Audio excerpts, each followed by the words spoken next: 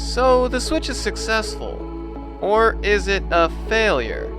Ah, it's a failed successor. Or a successful failure?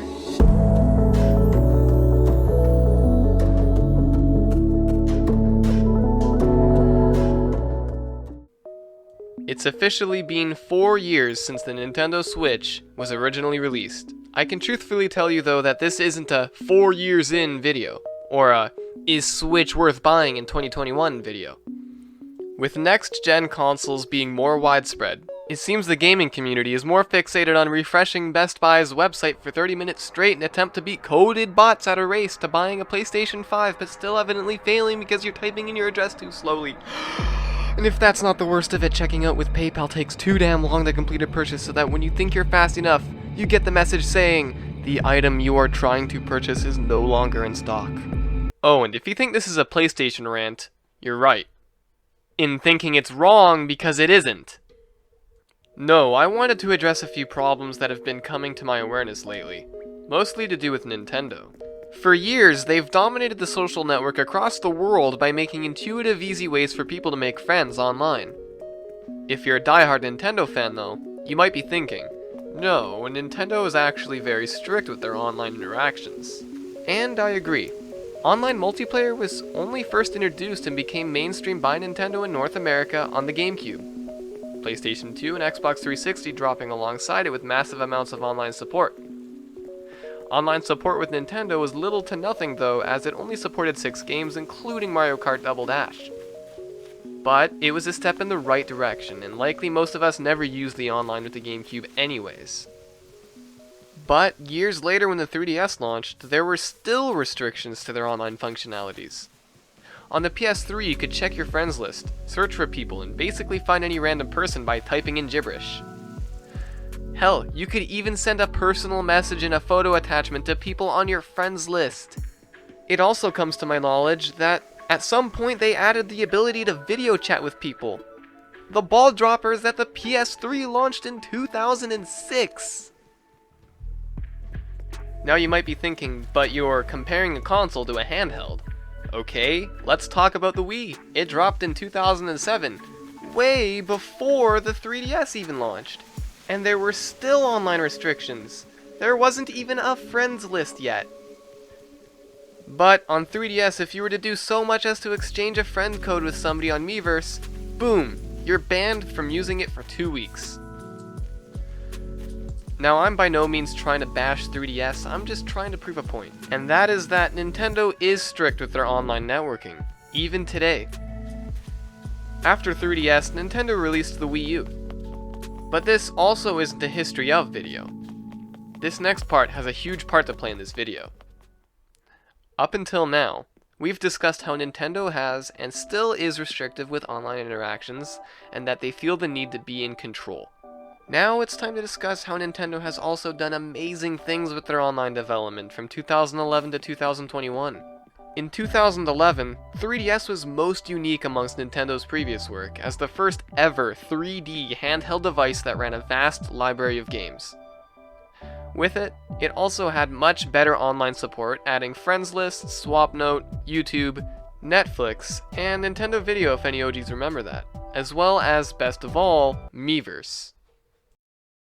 Now this was a bold move from Nintendo. A social platform moderated by Nintendo staff and only accessible using 3DS. Until Miiverse also was able to be reached using a browser, but you still needed a Nintendo Network ID. Miiverse was a major step in the right direction for Nintendo. This platform made socializing with gamers that had the same common interests as you easier than ever before and likely ever will be again.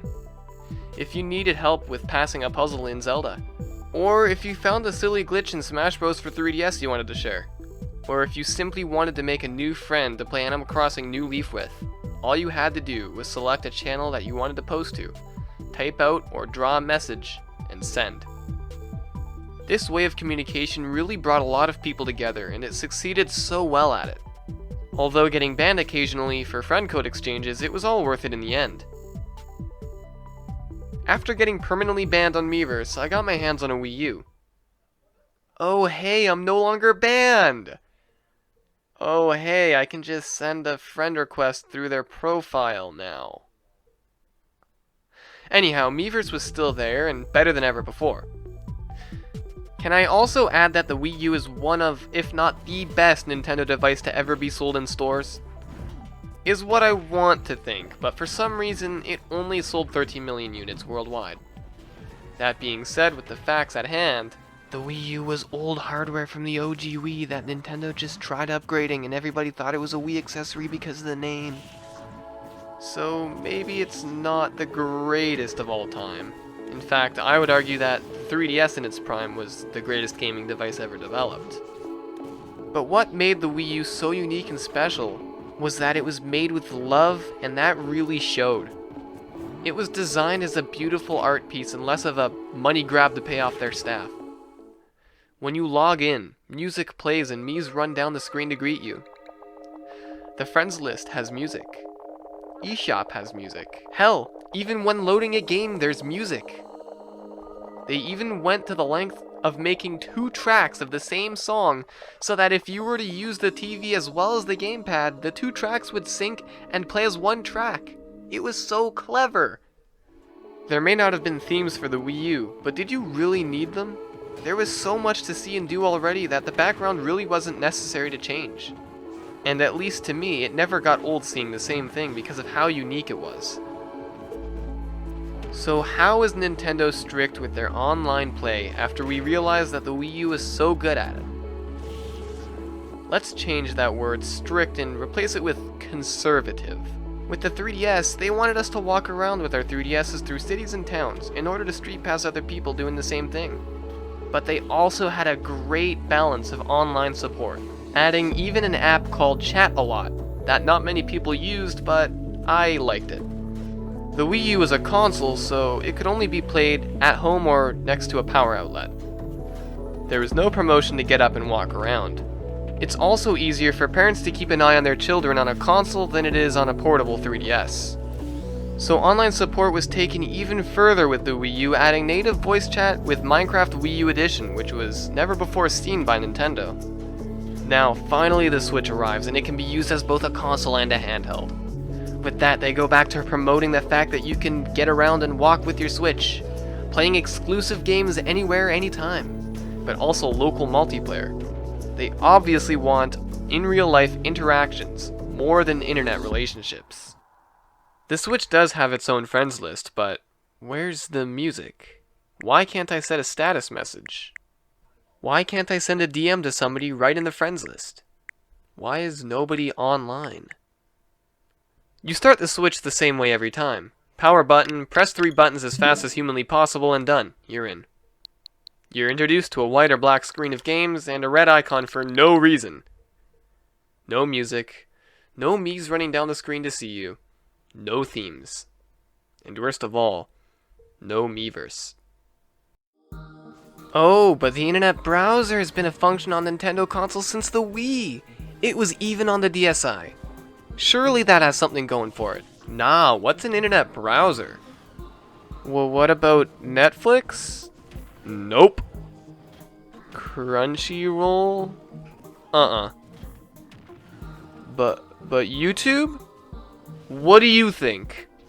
Oh, but Switch is known for their games, and that's probably where their internet networking comes into effect.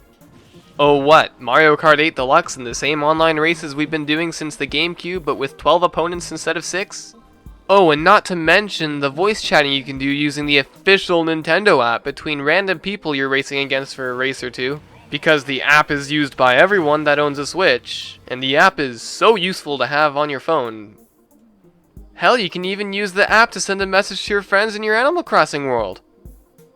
All you have to do is open the stupid app, make sure you're logged in, and fully break the fourth wall in gaming. Alright, let's give it a shot. The app surely can't be as bad as everybody thinks it is. Let's break the fourth wall in gaming, and see if we can find anybody else that's using the app to voice chat in Mario Kart. Now what if I want to use the app to talk to people, and I also want to wear headphones to listen to my game?